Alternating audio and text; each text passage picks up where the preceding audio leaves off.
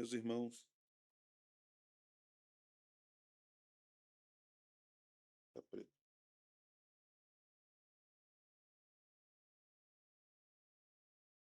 Vamos abrir no Salmo 19. Hoje nós vamos para o nosso terceiro estudo sobre a doutrina de Deus.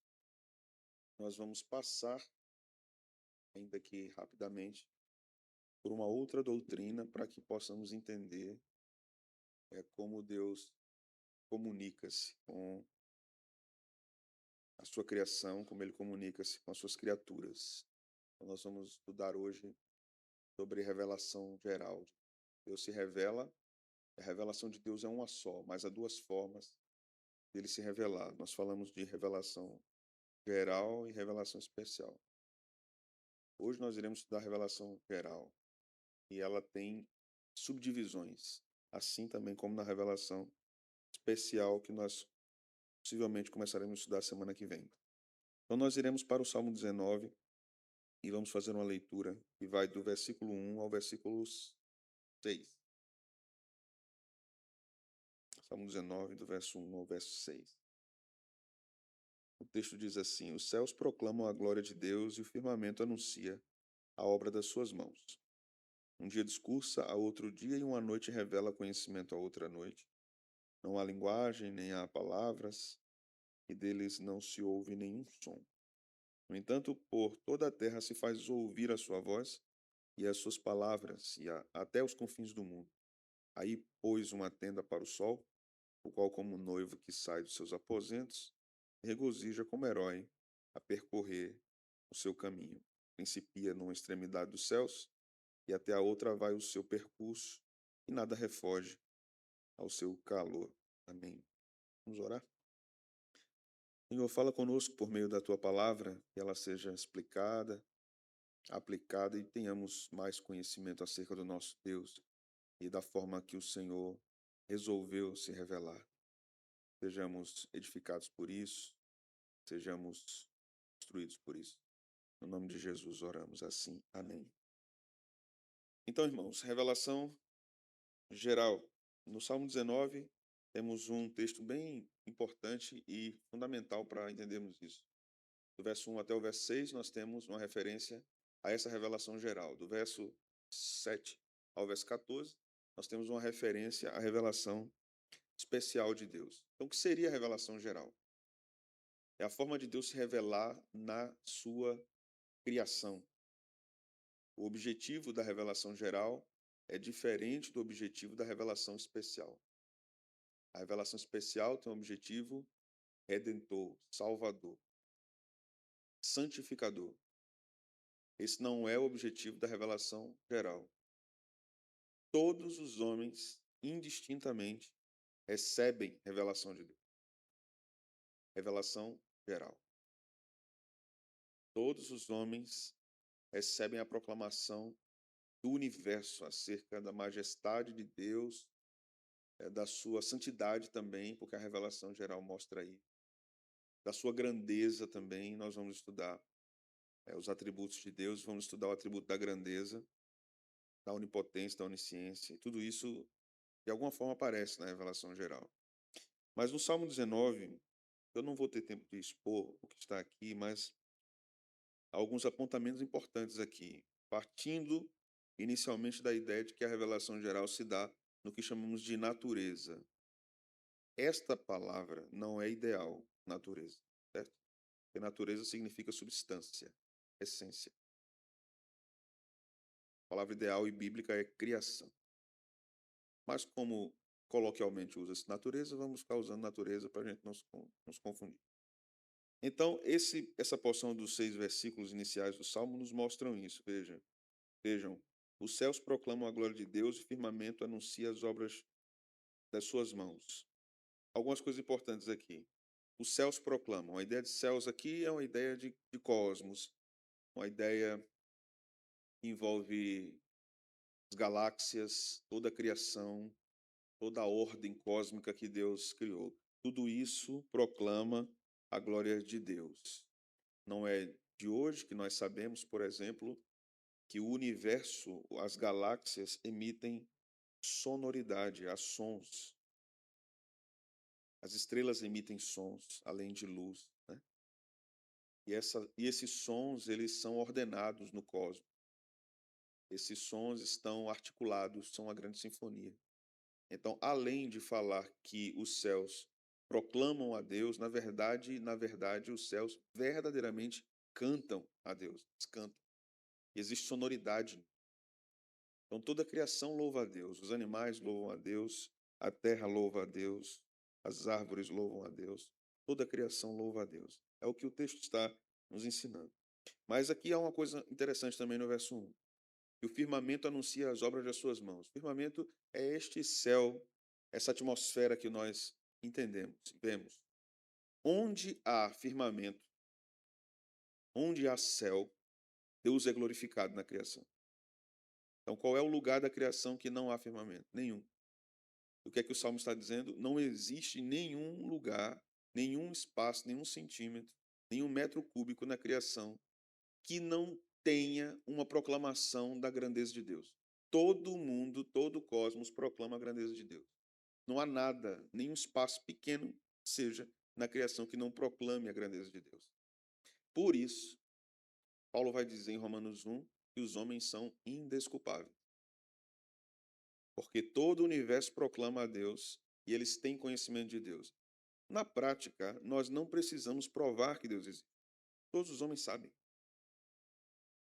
Porque é natural no mundo se reconhecer que existe um ser superior e grande que fez todas as coisas que são tão ordenadas assim. Mas o texto continua no verso 2. Veja, primeiro, no verso 1, onde há céu, onde há firmamento, há revelação. No verso 2, um dia discursa outro dia.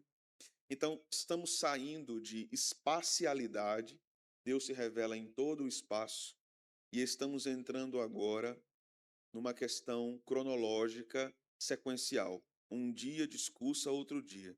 Toda a criação proclama, dia após dia, sequencialmente, ininterruptamente, que Deus é o Criador. Toda a criação.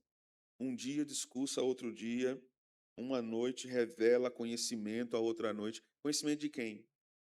De Deus. Um dia termina e ele diz ao dia seguinte: Ele é Rei e Criador. Uma noite chega e diz ao dia seguinte: Ele é Rei e Criador. E há uma renovação constante e diária em todos os dias. Quando a Bíblia fala, por exemplo, em tempos de tristeza e tempos de alegria, muitas vezes isso é figurado pela luz do dia e pela escuridão. Então, todo dia completo, termina a parte clara e entra a parte escura, é uma proclamação constante de que Deus é um Deus de renovação. E Deus é um Deus recriador. O que é que o texto diz? O choro pode durar uma noite, mas a alegria vem pela manhã. Né? Então, todos os dias que a gente vê o sol nascer, é uma mensagem de Deus na criação para nós. A renovação para a sua vida, assim como a renovação na criação. A mudança de estado na sua vida, como a mudança de estado na criação. Né? A gente vê um pezinho de planta já morrendo, vivificando. A gente vê uma terra seca no período da estiagem, folhas secas, e quando a gente chega nesse período de abril, maio, a gente começa a ver as coisas verdes. É sensacional. Quando a gente vê plantas como umbuzeiro, como pé de algaroba, parece que está já morrendo, e tem uma concentração de água ali muito grande, que o deixa vivo, mesmo que por fora pareça morto. Quando chega o tempo de chuva, ele demonstra a sua renovação. Quem faz isso é Deus. E essas coisas da natureza devem servir, irmãos, de alvo para a nossa meditação e edificação. E Deus está renovando a natureza, e Deus está nos ensinando sobre a renovação da nossa própria vida também. Então a criação nos ensina isso. Né? Aí o verso 3 vai dizer: não há linguagem, não há palavras, nenhum som se ouve. No verso 4, no entanto, por toda a terra se faz ouvir a voz e as suas palavras até os confins do mundo. Veja agora, aí pôs uma tenda para o sol. A ideia do sol aqui, como noivo, numa tenda. No mundo antigo, as núpcias se davam numa tenda. Os noivos iam para uma tenda. Aí o texto vai dizer, verso 5, o qual, como noivo, sai dos seus aposentos, se regozija como herói a percorrer o seu caminho. Principia na extremidade dos céus e até a outra vai o seu percurso, e nada refoge ao seu calor. Ou seja, nada foge do calor do sol se estiver sob o sol. Nada foge à revelação de Deus se estiver sob Deus. Deus se revela em todos os lugares, em todos os momentos, todas as histórias, né? Então aqui começa a nossa trajetória sobre a doutrina da revelação geral.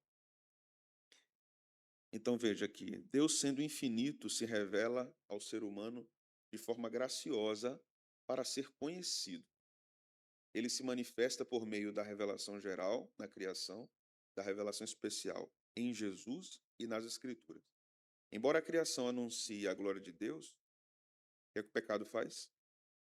Obscurece o entendimento humano. O que mais? Dispensável. Então, a revelação geral, ela não é suficiente para o homem conhecer Deus. Ela aponta. Mas por que ela não é suficiente? Por causa do pecado na mente humana. Se o pecado não estivesse na mente humana, a conclusão era uma só: existe um Deus. E eu sei quem é esse Deus. Mas como o pecado entrou na mente humana, o homem não consegue discernir quem é Deus. O homem caído ainda consegue reconhecer: existe um Deus. Mas ele não sabe quem é o Deus que existe. Aristóteles dizia que existe inevitavelmente um motor imóvel, ou seja, algo que move todas as coisas e que não é movido. Veja que interessante Aristóteles falava. É o argumento, esse é o argumento da causalidade que vai se desenvolver depois. Para tudo existe uma causa, e se tudo tem uma causa, é necessário que haja uma causa primeira que não foi causada nunca por ninguém. E essa causa primeira move todas as coisas. É o que Aristóteles chamava de motor imóvel e o que os cristãos chamam de Deus. Os cristãos dizem: tá certo, Aristóteles, ele só não diz quem é o motor imóvel. E nós dizemos: é Yahvé, que move todas as coisas. Então, o Aristóteles nunca foi crente, né? Não tinha temor do Senhor, mas ele teve uma clareza muito grande acerca de muitas coisas, e isso é um exemplo dessas coisas. Então, o não crente pode ter uma percepção de que existe um Deus. Aí ele pode chamar ele de Alá, pode chamar ele de Brahma, pode chamar ele de Jeová, pode chamar ele de Jesus, né? Pode chamar ele de alguma força cósmica, a natureza, a mãe natureza, a Gaia, como alguns chamam, né? Então, ele vai chegar a algum conceito de algum ser supremo, mas não chegará precisamente a quem é o ser supremo. Ele precisa da revelação especial para saber quem é o ser supremo. Então, salmos como 33, 24, 103, 104 e o 19 vão nos mostrar Deus revelando-se na natureza, e no mesmo salmo, Deus revelando-se na palavra. Nos mesmos salmos. O que é que o salmista está dizendo? Só é possível entender quem é o Deus que criou a natureza, entendendo quem é o Deus da palavra. Não tem como entender quem é o Deus da natureza sem entender quem é o Deus da palavra. Jonathan Edwards dizia assim: existem manifestações de várias virtudes no mundo, mas não há uma verdadeira virtude se não se ama o principal ser de todos os seres. Um homem pode amar uma mulher verdadeiramente, mas não verdadeiramente como deveria, porque ele não ama a Deus primeiro. Há um amor de fato, não é mentira esse amor, mas não como deveria, porque ele não ama a Deus primeiro. Então tem a ver com isso, com a revelação geral. Então, um pouco sobre os efeitos do pecado. A maçã aqui é só ilustrativa, viu, irmãos? Porque lá não era maçã. Eu acho que não era maçã, não sei. Mas essa foto é boa. Veja, a entrada do pecado no mundo afeta a compreensão que os homens têm de Deus. Embora tenham conhecimento geral de Deus, como Paulo diz em Romanos 1, esse conhecimento é detido pela injustiça, como Paulo diz em Romanos 1. E não é um conhecimento salvador. Deus não deixa os homens sem revelação de sua parte, seja na criação, seja na palavra. Os homens precisam que Deus fale, visto a sua natureza dependente de orientação divina. Até ateus já oraram. Se tu existe e eu não creio, mas fale comigo nesse momento, eu resolvo meu problema nesse momento. Porque todo homem tem essa dependência do Deus eterno. A Eclesiastes vai dizer, Deus colocou a eternidade no coração do homem, né? No peito do homem. Então, vejamos o que diz Paulo em Romanos 1. Esse texto é importante, porque Paulo fala dessa questão do conhecimento do homem. E que todo homem conhece Deus. Isso aqui é muito relevante. Capítulo 1 de Romanos, versículo de número 19. Porquanto o que de Deus se pode conhecer, o que é que diz aí, irmãos? É manifesto entre eles. A palavra manifesto aqui é revelado. A palavra manifestar é revelar. E Paulo está falando aqui de ímpios, certo? Então, porquanto o que de Deus se pode conhecer é revelado entre eles. Por quê? Deus lhes manifestou. Deus se revelou aos ímpios. Porque os atributos invisíveis de Deus, assim o seu eterno poder, como também a sua própria divindade, veja o que diz, claramente se reconhece. Desde quando? Sendo percebidos por meio das coisas que foram criadas. O que é que diz agora? Já tem motivo de condenação o fato dos homens não adorarem o Deus verdadeiro quando olham para a criação. Já é condenatório. Então, a revelação geral é condenatória.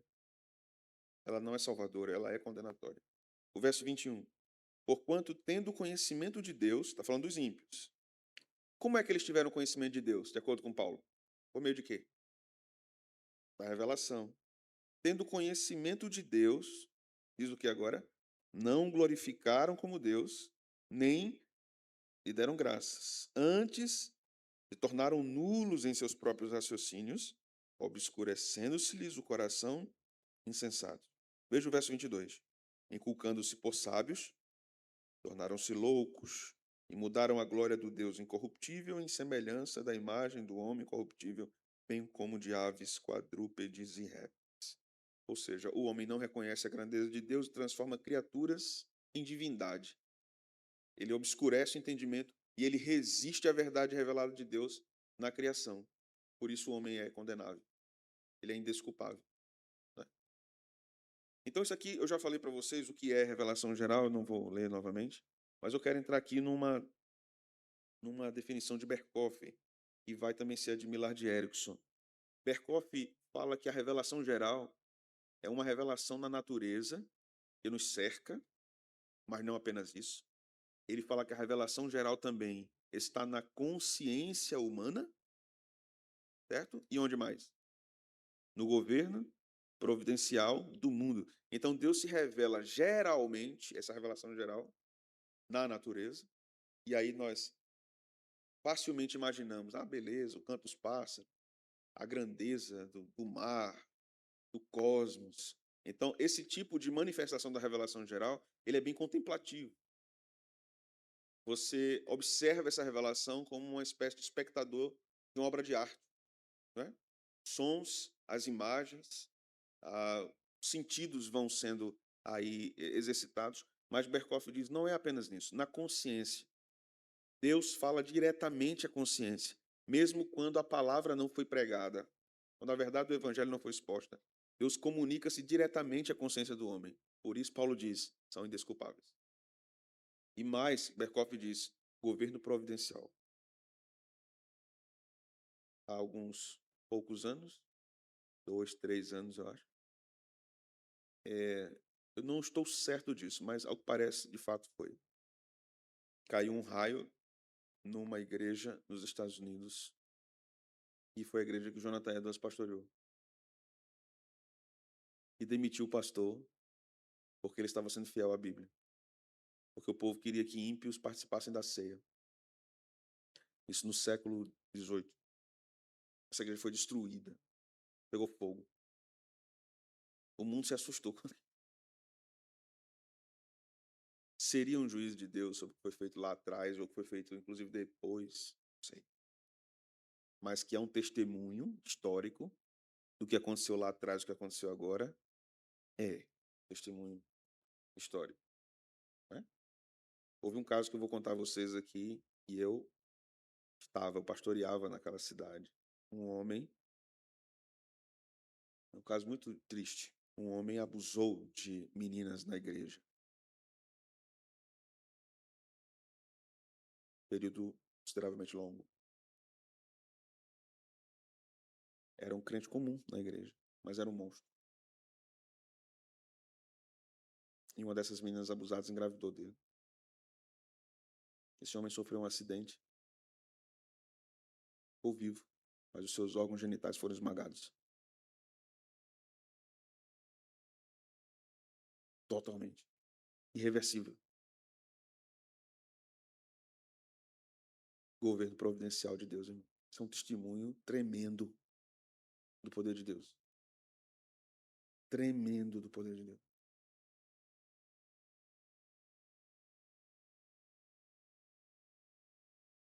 Sim?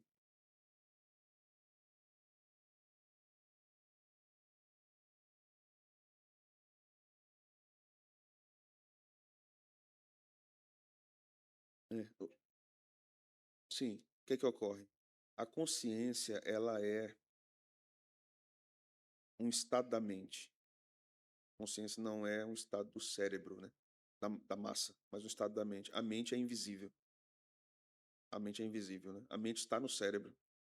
Há uma série de transmissores ali, mas a mente ela não é física. A consciência é um tribunal que está na mente. A consciência diz se é certo, se é errado. Independente da formação que você teve. Se é certo, se é errado. A maioria das culturas matar é errado, via de regra, de modo geral é errado. Ninguém sai matando ninguém por aí, né? Sempre tem um motivo, mesmo que seja errado. Então, existem regras sociais que dizem que matar é errado em todas as culturas. Então, a mente é um tribunal que está no crente e está no não crente. No não crente, a Bíblia vai falar que a consciência pode ser cauterizada. Ou seja, ela pode entrar num estado de insensibilidade. De alguém dizer, para mim, matar para mim é normal. Roubar para mim é normal. Abusar para mim é normal. Fazer o mal é normal. Então, quando essa consciência é cauterizada, a gente vai ver, por exemplo, sociopatas, psicopatas, que a consciência está cauterizada. Não é bem o caso, por exemplo, do narcisista. Porque o narcisista tem consciência do seu erro. Agora, o mecanismo dele é diferente. Ele se defende do ataque que denuncia seu erro, se colocando como vítima e revertendo o jogo. A culpa é do outro, não é dele. Mas ele internamente se envergonha do seu erro. Mas ele não reconhece, ele roda a roleta. É diferente. O narcisista tem consciência. A mente cauterizada perdeu esse juízo. Isso é errado, eu não posso fazer. Ou eu devo me arrepender do que fiz. O crente tem a consciência renovada por meio da presença do Espírito Santo. Então, por meio da palavra, ele já sabe que as coisas são erradas, porque é o Espírito que guia ele na palavra. Mas há também atuações do Espírito na mente do crente acerca de determinadas coisas. Por exemplo, o crente pode ser seduzido, pode ser tentado a cometer um erro por conta de falta de informação. Ele não teve informação suficiente sobre determinada coisa. Então, a decisão dele ali, se ele, por exemplo, resolvesse favoravelmente, e aquilo seria pecado, mas ele não sabe do restante das informações, então na cabeça dele não era pecado. Vocês estão entendendo?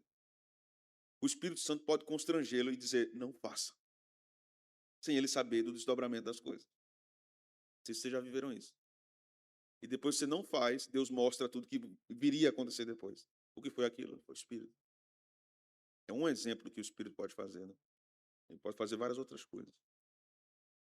Então, nós temos também algo falado por Millard Erickson. Eu fui aluno desse senhor, um breve curso que ele deu em Recife.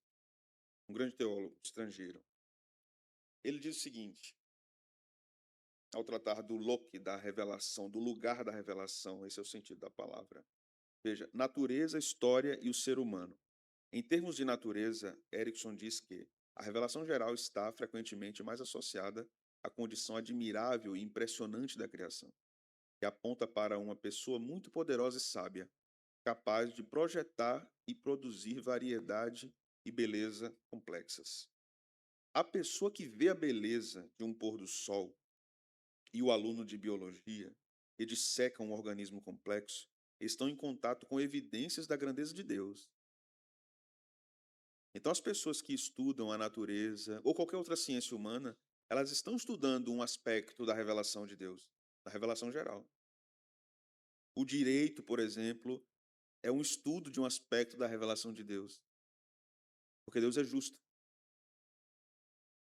As ciências da linguagem são um estudo de um aspecto da revelação de Deus, porque Deus fala, Ele se comunica. As ciências matemáticas computacionais são um estudo numa área da revelação de Deus. Por quê? Porque Ele é quem criou os códigos, Ele é quem criou as fórmulas, Ele é quem criou a lógica. Então, estudar qualquer ciência humana é um estudo da revelação geral de Deus. O estudo da teologia é o estudo da revelação especial de Deus. Né? Isso aqui é muito legal.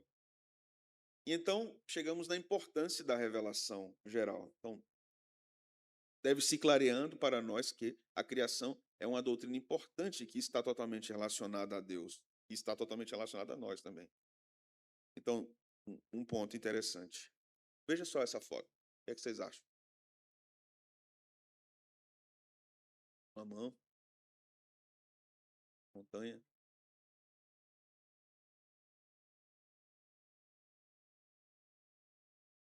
Isso é uma foto do espaço. Isso é o que existe na criação, no espaço, nas galáxias. Tudo é iluminado, é desenhado por Deus, tudo tem forma. Isso é revelação de Deus. Isso é Deus mostrando a sua grandeza, quem Ele é, aos cientistas, a todos os homens que existem. Isso aqui, conforme Moisés ensina em Deuteronômio 4, 5, não pode ser confundido com o próprio Deus. A criação é a criação de Deus. A criação não é Deus. A criação é menor que Deus. Jonathan Edwards, mais uma vez, vou invocar ele aqui. Ele dizia: a criação só é bela por causa da beleza de Deus. Se Deus não fosse belo, não existia beleza na criação. A criação é apenas um reflexo. Ela não é o próprio Deus. Ela é um reflexo. Assim como você olha para um rio, para uma bacia com água, para um espelho, aquilo não é você, aquilo é um reflexo. Aquilo mostra quem você é. A criação é um reflexo. É como quem ele é. Um autor chamado Interwright, ele diz uma coisa importante, bem bonita, assim. Ele diz: a criação, a terra, o cosmos, é um espelho. E é como se Deus estivesse olhando lá de cima para esse espelho, e esse espelho reflete ele. E quem está aqui vê o reflexo, mas não vê o próprio Deus. Ele mostra a sua beleza em toda essa criação, na vastidão da criação. Né? Isso é muito interessante, porque isso nos ensina quem é o nosso Deus e a sua grandeza e como ele se revela. Então, lembrando, ele se revela na criação, ele se revela na nossa consciência e ele se revela através do seu governo providencial. Eu tinha mais ou menos 15 anos e comecei a trabalhar nessa época, viajando. Eu viajava com meu sogro. E era um tempo muito difícil na casa dos meus pais, eu tive que parar de estudar para poder trabalhar. E eu lembro de uma viagem que nós iríamos fazer durante 2 meses. Viajaríamos o sertão, todo o sertão de Pernambuco, sertão da Paraíba, Alagoas, sertão de Alagoas, Rio Grande do Norte, sertão do Rio Grande do Norte. Hã? estradas boas. E aí antes de viajar, eu fui para um culto na igreja, era um culto de oração das irmãs da igreja, da União Feminina. E uma irmã me disse assim: filho, que Deus te guarde nessa viagem. O Senhor guardará vocês nessa viagem. E você vai entender na volta. Porque o Senhor guardou vocês nessa. Tá certo?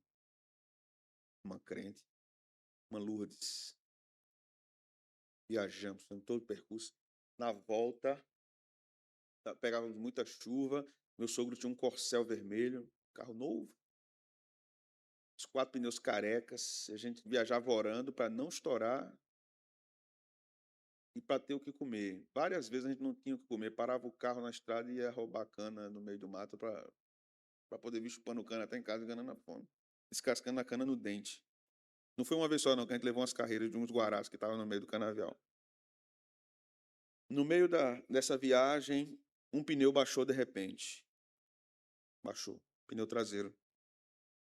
Paramos o carro, trocamos o pneu, olhamos o pneu, seguimos viagem, encontramos uma borracharia, colocamos o pneu. O borracheiro disse: só ar mesmo, porque não tem nada, o pneu tá bom, não tá furado. Esperamos, tô dentro da água, todo aquele processo, né? E viagem, vamos embora. Andamos mais alguns quilômetros, acredito que 25, 30 quilômetros. Tinha um caminhão virado na ribanceira, tinha um carro da Polícia Federal, e eles estavam informando aos motoristas que tinha uma quadrilha atuando naquele local, exatamente no tempo que o nosso pneu baixou, lá atrás. Se nós tivéssemos passado, tínhamos sido ou assaltados ou assassinados. Sequestrado não, porque não tinha nada para ganhar com a minha vida nem com a vida dos meus. Ou levado uma pisa pelo carro velho que a gente tava. Pedi celular, só tinha um Motorolazinho, cabeça de pirulito desse tamanho, ele ia ficar com raiva, também não ia dar certo. Sem dinheiro, porque não tinha dinheiro. Muitas vezes nós parávamos em postos sem dinheiro. E assim, precisa abastecer o carro. O frentista dizia: vocês querem colocar quantos? Pode encher. Quem vai fazer como para pagar? E a gente descia, uma vez era meu sogro, uma vez descia. Você é casado, meu irmão? Sou. Ele tem filha? Tem. Ô, rapaz. Faz tempo que comprou umas roupinhas para ela. A gente vendia roupa, né? Faz um tempinho. Tem uma roupa aqui. De menina. Deu quanto aí? Deu R$ 200. Pode pegar 5 peças dessa aí, tá tudo certo. Vocês podem ir, me dê as peças, pode ir. Várias vezes a gente viajou fazendo isso. E Deus foi providenciando todo o percurso da viagem. Não da forma mais correta da nossa parte, né? Mas foi. Providência. Irmãos, Deus.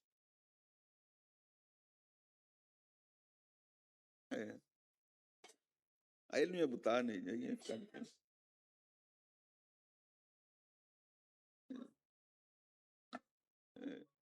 Era. Mas ele vestiu a menininha dele, ficou feliz também, não ficou triste não. Deus governa, irmãos, e ele se mostra, ele se revela também no seu governo. Isso é revelação de Deus para nós também. Então, a revelação geral manifesta a glória e o poder de Deus a toda a humanidade, tornando todos inexcusáveis diante dele. Mas por si só, não conduz ao conhecimento salvador, apenas a consciência da existência, da majestade do Criador. Amém? Semana que vem a gente continua. Semana que vem é São João, né? Então semana que vem tem. Na outra semana. Vamos orar? Obrigado, Senhor, por esta noite. Obrigado por nos ensinar. Obrigado por nos amar. Obrigado por cuidar de nós. Obrigado por perdoar os nossos pecados. Obrigado por abrir nossos olhos para vermos a tua grandeza. Obrigado, Senhor.